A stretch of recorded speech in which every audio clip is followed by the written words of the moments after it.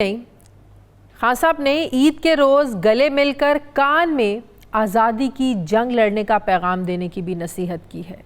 नाज़रीन, सियासत में पुरतशद्दुद वाक़यात और नारेबाजी को लेकर बात अब बढ़ रही है। ये कोई पहला वाक़या नहीं है। नवंबर 2019 में इमरान खान को भी हरम में ऐसे ही नारों का सामना रहा तो मरीम नवाज़ ने एक ट्वीट के ज़रिए लिखा था कि कहीं मुँह छुपाने की जगह नहीं मिलेगी। जो कल हुआ वो भी ठीक नहीं था। जो मरीम नवाज़ इसको सपोर्ट कर रही थी या कह रही थी कि उन्हें मुझे छुपाने की जगह नहीं मिलेगी इमरान खान को, वो भी ठीक नहीं था।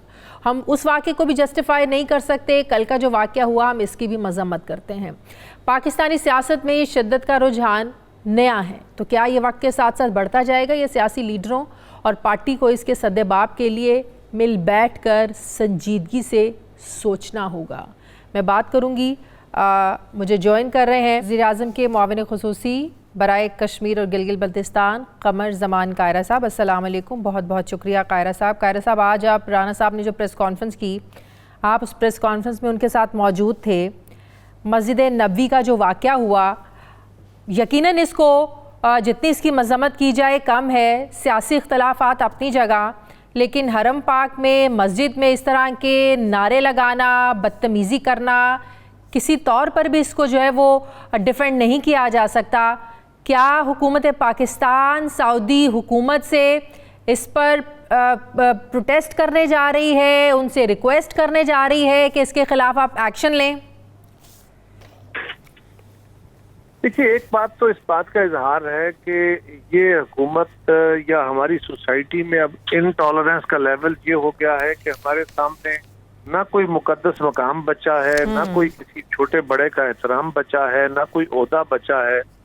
लिहाजा अब हम सिर्फ अपनी नफरत का इजहार करना चाहते हैं और ये सारे अमल को जो एक पार्टी लीडर खुद उसको स्पेयर हेड कर रहा है इस अमल को फैलाने में, जो बहुत अफसोसनाक है, जो बहुत तकलीफ दे है। और यकीनन आज राना साहब ने बताया कि वहाँ पे कुछ सऊदी हुकूमत ने कुछ लोगों को गिरफ्तार किया है और बाकी गवर्नमेंट पाकिस्तान भी उनसे ये अपील कर रही है कि कुछ और लोगों को उनके खिलाफ करार वाकई उनको सजा दी जाए।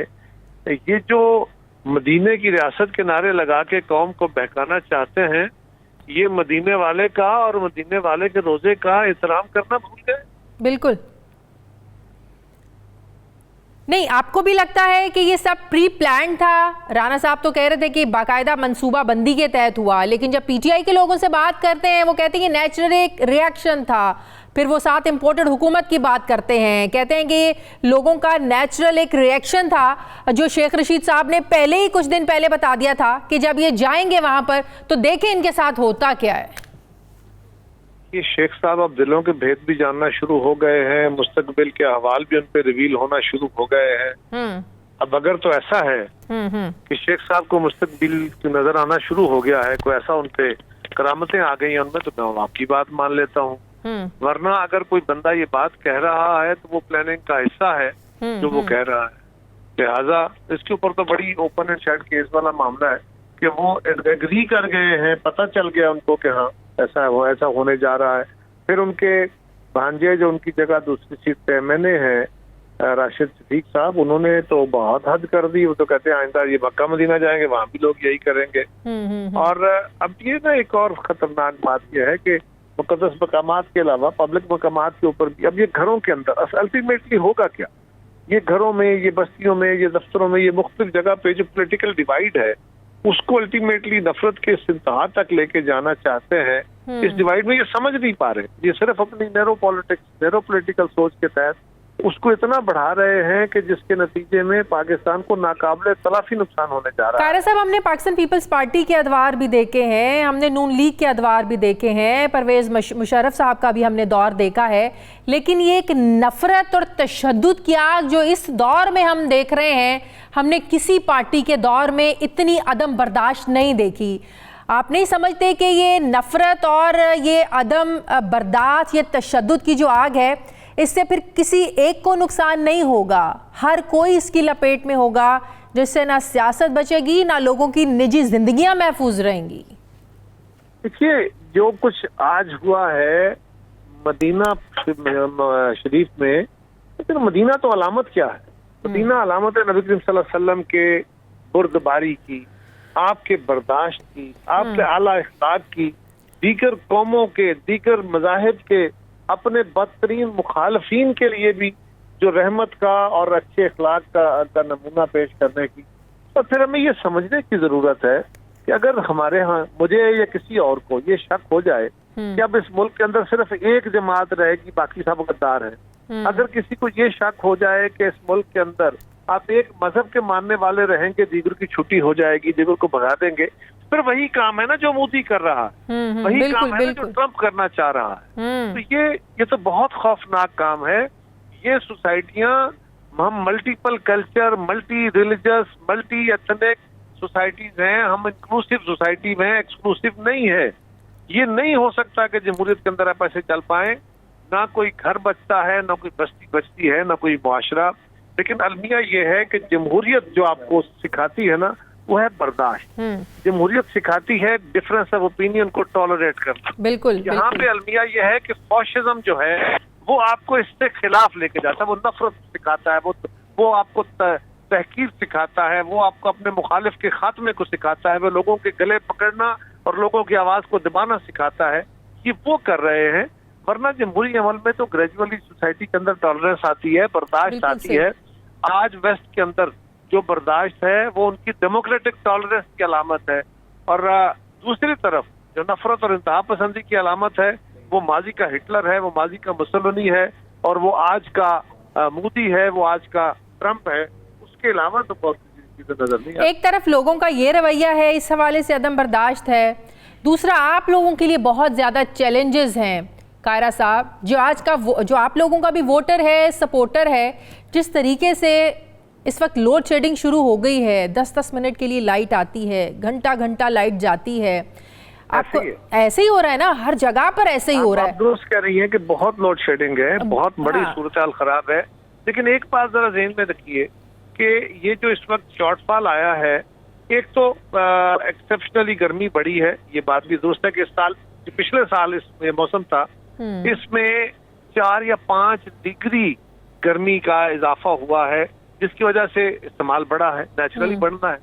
दूसरा ये हुआ है कि पिछली हुकूमत टाइमली, क्योंकि LNG के और तेल के एग्रीमेंट ना कर सकी, और उनके जो शिप्स थे वो उनके लोड डिले हुए, अब वो लोड पहुंच गए हैं, गैस भी, फर्नेस ऑयल भी, डीजल भी।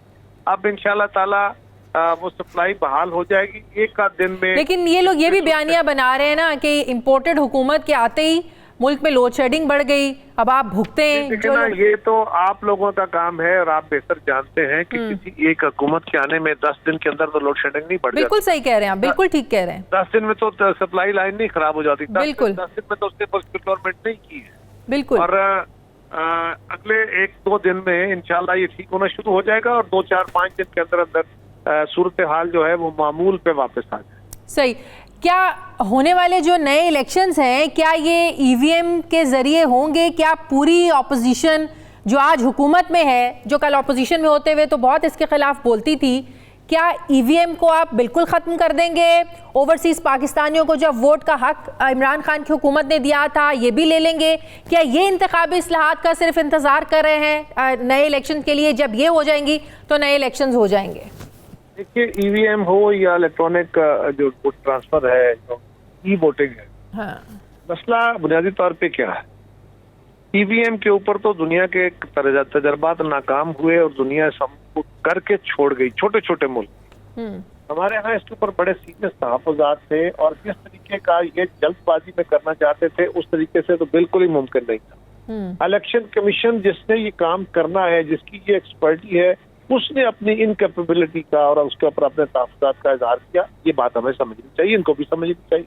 दूसरी गुजारिश है कि हमें उस पर एतराज नहीं है, अगर ट्रांसपेरेंसी उस पर हो सकती है तो बिल्कुल होना चाहिए। लेकिन क्या किसी एक जमात की ये वही सोच है ना, कि एक जमात अगर सोचती है कि ऐसा होना चाहिए और बाकी जमातें कहती है नहीं होना चाहिए, और वो बुलडोज करते हुए कहे कि नहीं मैंने ऐसे ही करना है, तो क्या ये मुमकिन है कि एक जमात के कहने पे इलेक्टोरल लॉज बनाए जाए, भले उसकी कितनी भी अक्सरियत हो? कल पीपल्स पार्टी को अगर 2/3 की बजाय 3/4 अक्सरियत मिल जाती है, तो फिर भी पीपल्स पार्टी को ये इख्तियार नहीं हो सकता कि आप अपनी मर्जी के इलेक्टोरल लॉज बनाए।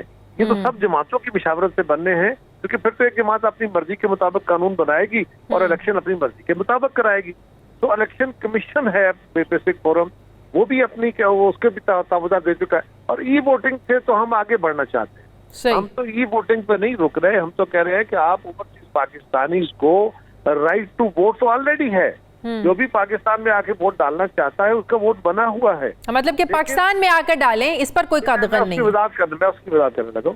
हमारी ख्वाहिश तो ये है कि हम ओवरसीज पाकिस्तानी को दुनिया के मुख्तलिफ इलाकों के लिए सीटें दें, सूबाई असम्बलियों में भी, कौमी असम्बली में भी, उनके लिए नशिस्तें रखें ताकि उनके नुमाइंदे यहाँ आके अपने लोगों के मसाइल की निशानदेही कर सके, वो सही मानों में नुमाइंदगी कर सके। ठीक हो गया, यहाँ तक तो समझ में आ गया। लेकिन इन्होंने जो काम किया था, इन्होंने कहा था कि अगर आप इलेक्शन जीत जाते हैं तो और आप ड्यूल नेशनल है तो आप जो है ना अपनी जो नेशनैलिटी है इसको खत्म कर सकते हैं। अगर आप हार जाते हैं, मतलब कि इलेक्शन लड़ने से पहले जरूरी नहीं है कि आप अपनी जो नेशनैलिटी है इसको क्विट करें। आप लोग क्या करेंगे?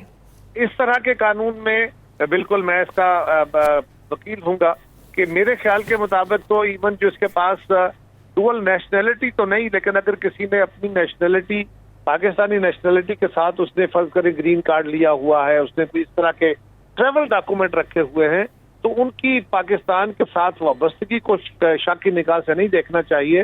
हाँ, और अगर किसी की डुअल नेशनैलिटी है और उसको सरेंडर करनी है तो वो ठीक है, इलेक्शन लड़ने के बाद वो सरेंडर कर दे कोई एक नेशनैलिटी, ये बात लॉजिकल है, इसको करना चाहिए।